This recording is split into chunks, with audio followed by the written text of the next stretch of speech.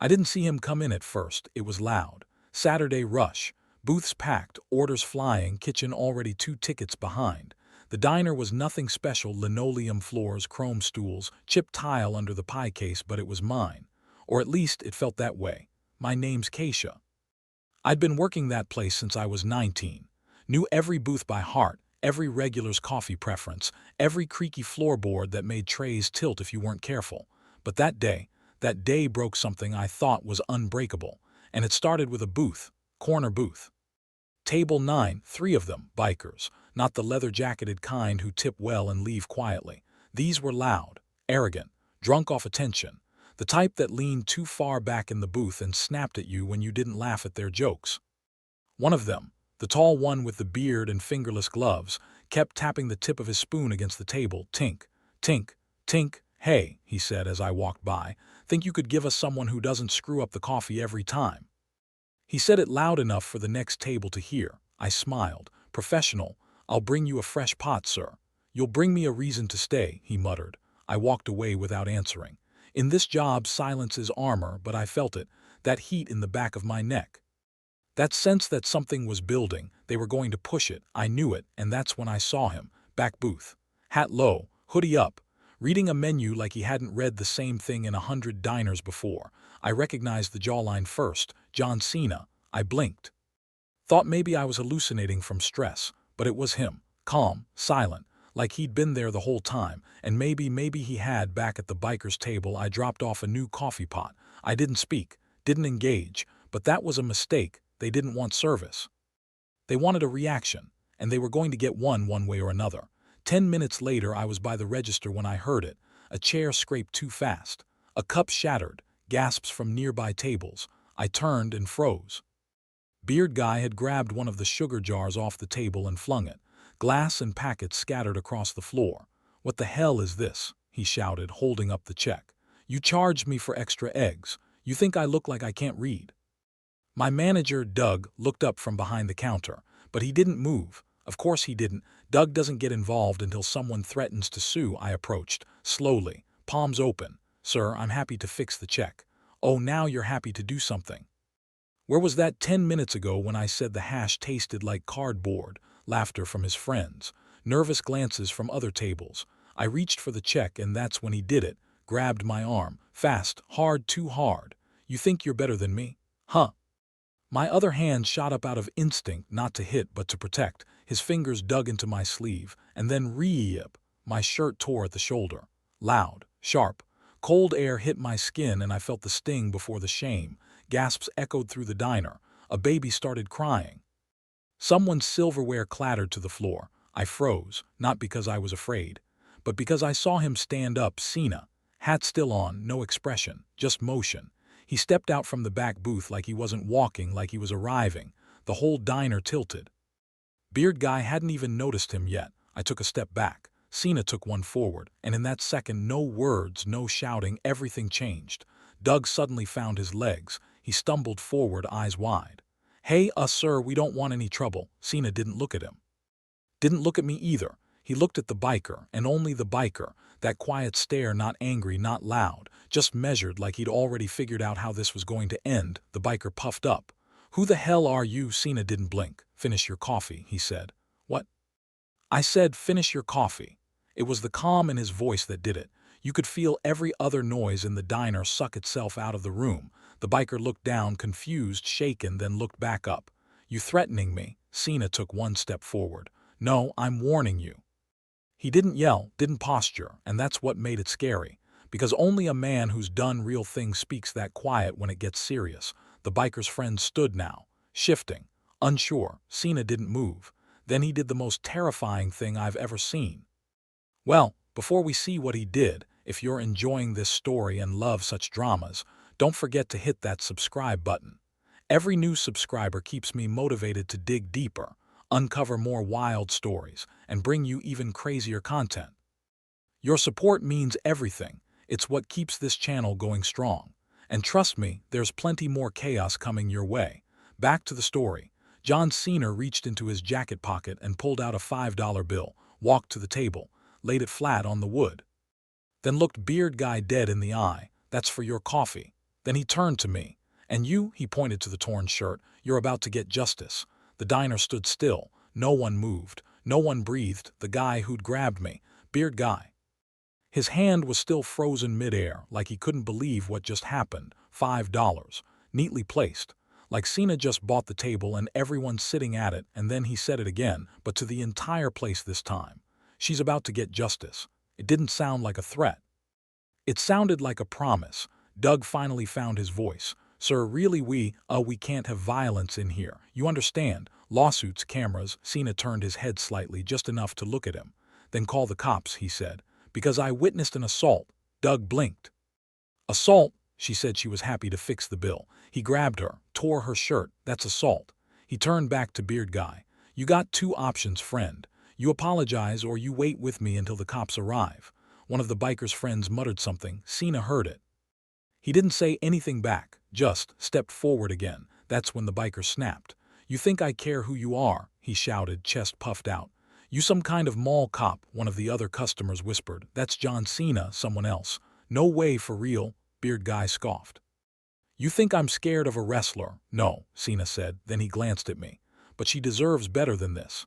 That's when the biker lunged. He tried to push Cena. Big mistake. Cena stepped aside, not back. Aside. Redirected the motion like he'd done it 1,000 times. The guy stumbled forward, caught off balance, and in one smooth motion Cena reached out, grabbed the back of the guy's jacket, and walked him right into booth 6, face down, pinned, no fists, no punches, just control, like flipping a switch. "You done?" Cena asked calmly. The biker struggled, grunted, but he couldn't move. His face was pressed against the cheap vinyl like it was glued there. "No bruises," Cena said. "No broken teeth, just a little humility." He let go. The guy stood slowly, dazed, and for the first time all day he was quiet. "Apologize," Cena said, turning his back and walking toward the front. The biker opened his mouth, then looked around. Everyone was watching, phones were recording, and even his own crew looked small. He muttered something that might have been an apology, didn't matter. Because Cena had already moved on, he walked straight up to me, looked me in the eye. "You okay?" he asked. I nodded, but I wasn't okay, not yet. He turned to Doug. "You're the manager." Doug straightened up like a scared high schooler. "Yes, sir. Yes, I am." "How long she worked here?" Five years, I think." Cena tilted his head. "You think?" Doug cleared his throat. "5, it's been 5. Benefits?" Doug blinked. "Well, we do minimum coverage for hourly." Cena cut him off. "She deserves more than minimum. And if I find out this isn't handled right." He reached into his pocket, pulled out a business card, plain, white. He handed it to me. "Call that number, anytime. Don't let this slide." He turned to leave. And that's when the silence broke. A woman near the door clapped once, then again. And suddenly, half the diner was clapping, not polite golf claps, not fanboy excitement, respect. Because what they saw wasn't a celebrity moment. It was justice delivered by someone who didn't need to say, "Do you know who I am?" He let the actions do the talking. Outside, he pushed open the diner door and stepped into the sunlight. I followed. I don't even know why, maybe to say thank you, maybe to ask why he even cared. But before I could speak, he looked over his shoulder. "You handled yourself well," he said. "Better than most." "I didn't do anything," I said. He shook his head. "No, you didn't stoop to them. That matters." He looked off into the distance, then down at his watch. "You're going to get a call," he said. "A call," he nodded. "Someone will follow up. You've got someone on your side now." Then he paused. "I used to wash dishes," he added, almost like a secret, "before wrestling, back when I thought nobody saw me." "Now they do," I said. He smiled, just barely. "Now I make sure they see people like you." And just like that, he walked to a black SUV parked at the curb. Didn't wave, didn't take selfies, he just left, because his part was done. But mine was just getting started. By the time I clocked out that night, the video was already online. I didn't post it, someone else did. Just a shaky phone clip from a corner booth. But the whole scene was there. The sugar jar smashing on the floor, him grabbing me, the rip in my shirt, and John Cena stepping out of the shadows like justice in human form. It was titled, "John Cena Stands Up for Black Waitress After Biker Assaults Her in Diner." I didn't even know it existed until my phone started buzzing nonstop. Messages from people I hadn't spoken to in years. "You okay? Is that really you, Cena?" By morning, it had 500,000 views. By lunch, it passed 3 million. By the next day, I couldn't go to the grocery store without someone saying, I saw you on TikTok. Even local news ran it, but what mattered most, it got back to him, the biker. Turns out he wasn't just some random jerk. His name was Bryce Geller. Former bar owner, known in 2 counties for starting fights and ducking legal consequences. He'd lost his liquor license 2 years ago, assault charge pending, and apparently he'd been banned from at least 1 bar for inappropriate conduct toward female staff. Now, the whole world knew what he'd done to me, and worse for him, they knew John Cena had been there to see it. Then came the real surprise. At 9:17 a.m., 2 days after the video went viral, Doug called me into the office. There were 2 people waiting, a woman in a navy pantsuit, serious, calm, and a man in a red Cena never give up hoodie. The woman introduced herself. Keisha, I'm Sandra. I work with one of Mr. Cena's outreach groups. We're here to talk about next steps. Next steps, I said. She smiled gently. You're not going back out there to serve coffee, not until you hear this. They laid it out. Cena had a small foundation quiet off the radar called Silent Corner. It wasn't about press or headlines. It was about moments like mine, moments that usually got brushed under the rug. He'd seen the clip, but more importantly, he remembered me. He asked his team to follow up, not to make noise, but to help. Sandra continued. We've already sent an incident report to the local police. You'll be contacted shortly. And Mr. Cena has offered to cover any legal fees you incur. I stared at her. Wait, legal fees? If you choose to file a claim or press charges. Doug was sweating behind the counter. He knew this wasn't about coffee anymore. I swallowed. My hands were shaking. And if I don't press charges, she paused. You don't have to. But we'd still like to help. Mr. Cena believes no one should walk through something like this alone. Then the guy in the hoodie handed me a folder. Inside, a job offer, not a restaurant, not customer service. Community engagement coordinator, salary, benefits, work from home option. Same foundation, same team that walked in today. My eyes welled up, not because of the money, but because someone he decided I was worth investing in. Why me? I whispered. Sandra didn't hesitate. Because you didn't scream. You didn't break. You stood tall even when no one else did, Mr. Cena believes that matters. Then came the last twist I didn't expect. Another folder, this one from Doug. He looked defeated. I wanted to give you this in private, he muttered. Inside was a typed apology from him. From the owner, from corporate, they offered a settlement. $12,000 to keep things out of the press. Sandra didn't tell me what to do, but I looked Doug in the eye and said, you had your chance to stand up, and you didn't. I handed the folder back. I'll be fine without hush money. The story didn't end there. The video kept spreading. Celebrities shared it. Cena never commented publicly. He didn't have to. His silence said it all. And Bryce, he was arrested a week later. 3 charges. Disorderly conduct, battery, and violating a prior restraining order. Apparently, I wasn't his first. But I was the last one to stay silent. A few weeks later, I got a letter typed. No signature, just a black and white photo, me in the diner, Cena walking toward the table. Someone had captured it from another angle. I looked tired, worn down, but I was still standing. Below it, a single line. Sometimes heroes don't wear capes, sometimes they wear aprons. The office wasn't what I expected. No marble floors. No receptionist in a headset saying, Mr. Cena will see you now. Just an old brick building with a dented mailbox and a buzzer that stuck when you pressed it. But once I walked in, it felt different. Photos on the walls, not of him, but of other people, smiling, some holding certificates. One was a kid with braces standing next to a folded flag. It wasn't about him. It was about the people he helped. I was about to become one of them. Sandra met me in the lobby with a folder and a cup of coffee. She remembered I liked it black. First day, she smiled. You nervous? I've never had a job where people didn't throw sugar jars at me, I said. She laughed. Then you're going to do just fine.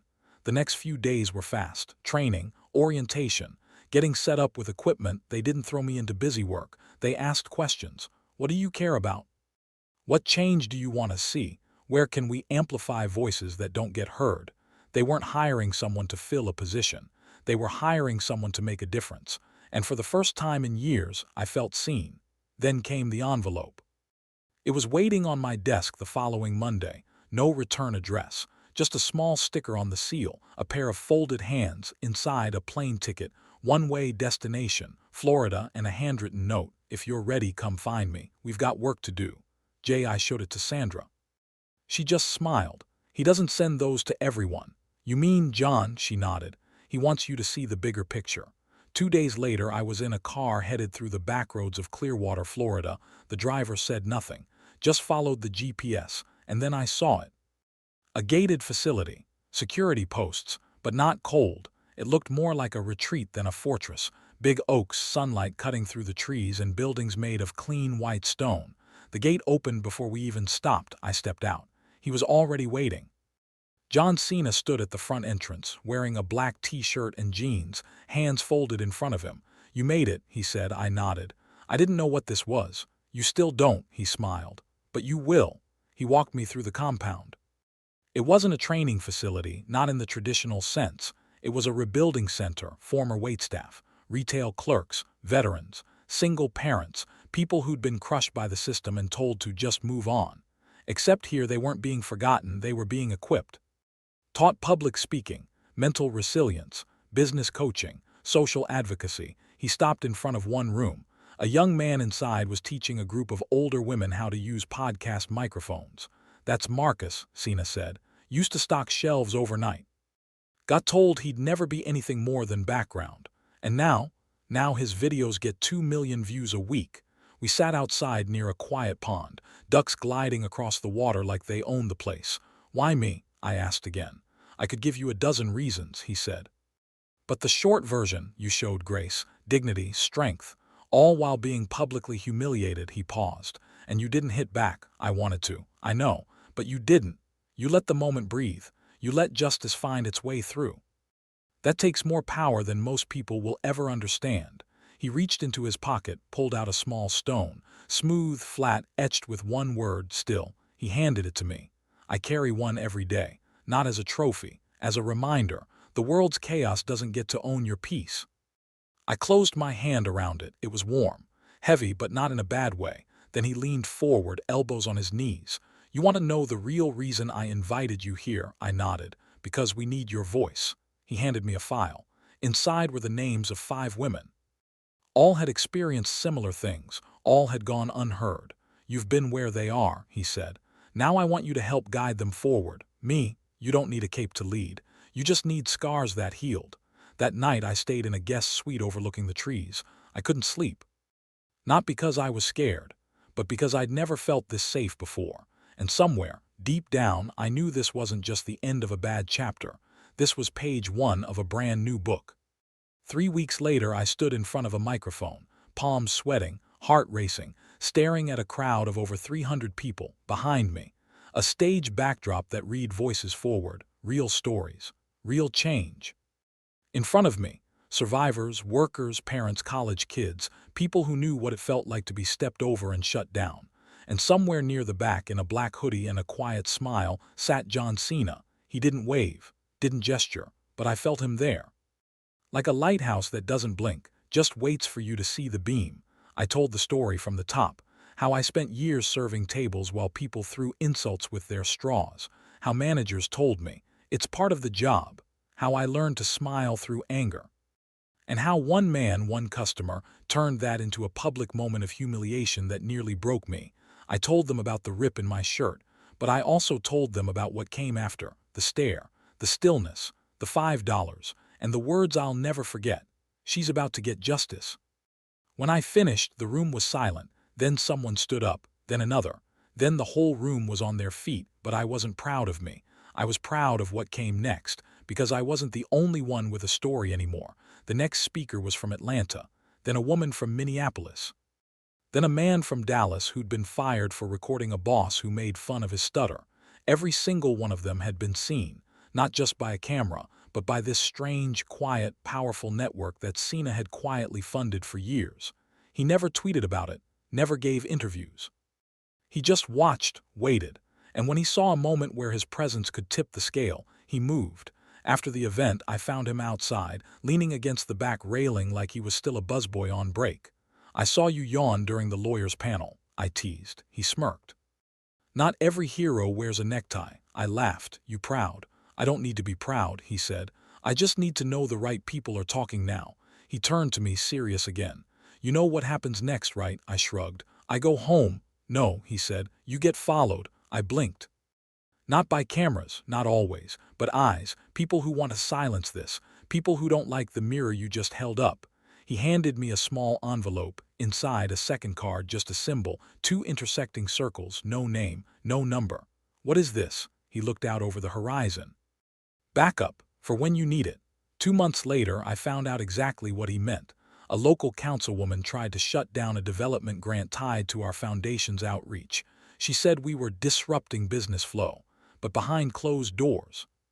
Her brother-in-law ran a company that owned 3 of the diners we'd investigated. When we exposed it, clean, legal, documented, she resigned. We didn't gloat, we didn't post, we acted. And Cena, he just sent me a thumbs-up emoji, that's all. One night I got a call from someone on his team. Can you meet him? When? Now.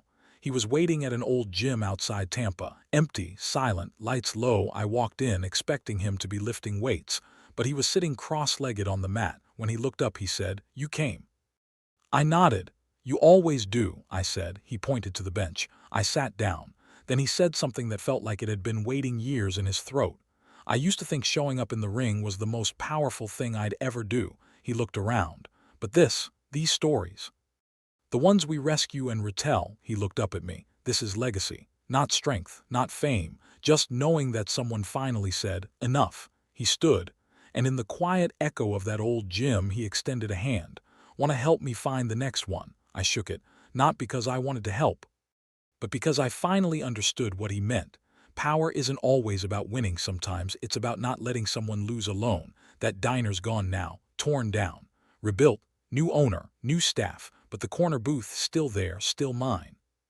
And every time I see someone pause at the door, unsure if they belong, I walk them to a table, and I tell them what I know now.